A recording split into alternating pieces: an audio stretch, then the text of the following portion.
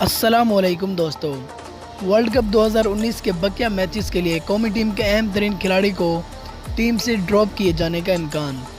دوستو، ویڈیو کی تفصیل میں جانے سے پہلے آپ سے ایک چھوٹی سی ریکویسٹ ہے کہ اگر آپ نے ابھی تک ہمارے چینل کو سبسکرائب نہیں کیا تو چینل کو سبسکرائب کر دیں اور بیل آئیکن پر بھی کلک کر دیں تاکہ کرکٹ سے متعلق تمام ویڈیوز آپ کو وقت پر ملتی رہیں۔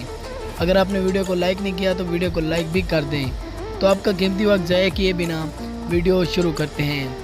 ذرائع کے مطابق محمد حفیظ قومی ٹیم کے سینئر ترین کھلاڑی ہونے کے باوجود مسلسل 3 اہم ترین میچز میں انتہائی غیر ذمہ دارانہ انداز میں آؤٹ ہوئے اور ٹیم کو مشکلات کا شکار کر گئے۔